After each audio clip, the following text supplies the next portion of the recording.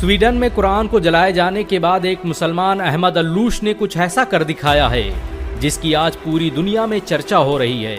दरअसल कुरान जलाए जाने के बाद स्वीडन के अहमद अल्लूश ने वहां के कोर्ट में एक याचिका दायर की थी कि उसे भी यहूदियों और ईसाइयों की मुकद्दस किताब बाइबिल और तौरात को जलाने की इजाजत दी जाए। अहमद अल्लूश का कहना था कि जैसे स्वीडन में सरेआम सरकारी सिक्योरिटी के बीच कुरान को जलाया गया, वैसे ही वो भरी सिक्योरिटी और लोगों के बीच बाइबल और तौरात को जलाना चाहता है। इस खबर के आने के बाद इजराइल सहित दुनिया के तमाम यहूदी संगठनों ने बवाल कर दिया था और धमकी दी थी कि अगर हमारी धार्मिक पुस्तकों को जलाने की कोशिश की गई तो हम इसे बर्दाश्त नहीं करेंगे। इजराइल के राष्ट्रपति ने तो यहाँ तक कह दिया था कि तौरात हमारी सबसे मुकद्दस किताब है, इसकी हिफाजत हम पर फर्ज है और हम इसकी हिफाजत करके रहेंगे।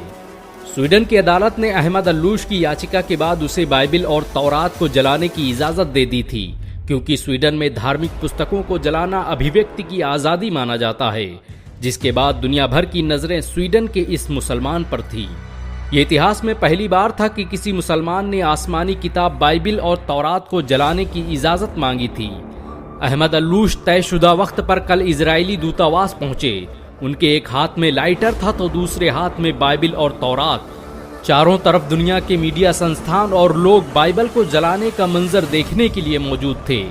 दुनिया भर की निगाहें अहमद अल्लूश के हाथ में मौजूद उस लाइटर पर टिकी थी। लेकिन लोग उस वक्त हैरान रह गए जब स्वीडन के इस 32 साला नौजवान ने लाइटर जमीन पर फेंक दिया और लोगों को मुखातिब होकर कहने लगा कि मैं बाइबल और तौरात को जलाने की सोच भी नहीं सकता। मैं तो बस कुरान जलाने के मामले पर यूरोप, अमेरिका सहित दुनिया के दोगलेपन को बेनकाब करना चाहता था। ये मेरे प्रदर्शन का तरीका था। मैं चाहता था कि लोग आएं और मेरी बात सुनें और एक मुसलमान के दर्द को महसूस करें। जिस तरह से यहूदियों और ईसाइयों को उनकी मुकद्दस किताब को जलाने की बात सुनकर तकलीफ महसूस हुई, उससे लाख गुना ज्यादा हम मुसलमानों को तकलीफ होती है जब हमारी मुकद्दस किताब कुरान की बेहुरमती की जाती है। अहमद अल्लूश के पास बाइबिल और तौरात के साथ कुरान भी मौजूद थी। उसने कुरान को बोसा दिया और सीने से लगाते हुए कहा, भला मैं उन किताबों को कैसे जला सकता हूँ जिसकी तस्दीक मेरे कुरान ने की है। मेरा इस्लाम किसी मजहबी किताब को जलाने की इजाजत नहीं देता। अहमद अल्लूश के प्रोटेस्ट के इस अनोखे अंदाज की आज दुनिया भर में चर्चाएं हो रही हैं। यहाँ तक कि यहूदी और ईसाई भी कुरान को जलाने की इजाजत देने पर पाबंदी लगाने की मांग करने लगे हैं। गौरतलब हो कि बकराईद के दिन स्वीडन में सलमान मोमिका नाम के एक नास्तिक व्यक्ति ने स्टॉकहोम सेंट्रल मस्जिद के ठीक सामने कुरान को जलाने का घिनौना काम किया और इस काम में स्वीडन सरकार ने न सिर्फ उसकी मदद की, बल्कि जिस वक्त वो कुरान जला रहा था उस वक्त उसकी सिक्योरिटी में पुलिस भी मौजूद थी। लेकिन इस बार स्वीडन में कुरान के जलाए जाने के हादसे के बाद पूरी दुनिया के मुसलमान एकजुट दिखाई दिए, जिसके बाद अब स्वीडन की सरकार धार्मिक किताबों को जलाने के खिलाफ कानून बनाने की योजना बना रही है। दरअसल यूरोप और पश्चिमी देश इस्लाम के प्रचार प्रसार से भयभीत नजर आ रहे हैं। अमेरिका से लेकर रूस, जापान, जर्मनी, इंडोनेशिया, स्वीडन में हर साल लाखों लोग कुरान से प्रभावित होकर इस्लाम कबूल कर लेते हैं और ये बात मुस्लिम विरोधियों को खटकने लगी है।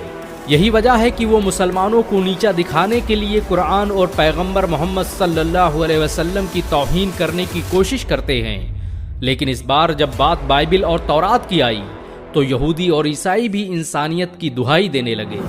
अहमद अल्लूश की गैरत ने आज दुनिया भर के मुसलमानों का सर फख्र से ऊंचा कर दिया है। लेकिन जरूरी है कि सभी मुस्लिम देश एकजुट होकर ऐसे लोगों का मुकाबला करें जो मुसलमानों की मुकद्दस किताब कुरान और उनके प्यारे नबी पैगंबर मोहम्मद सल्लल्लाहु अलैहि वसल्लम पर उंगलियां उठाते हैं। वैसे नबी को गाली देने और कुरान को जलाने वालों का क्या हश्र करना चाहिए, नीचे कमेंट में जरूर बताएं। वीडियो को शेयर करें और ऐसी और वीडियो को देखने के लिए हमारे चैनल को सब्सक्राइब करें, घंटा जरूर दबाएं।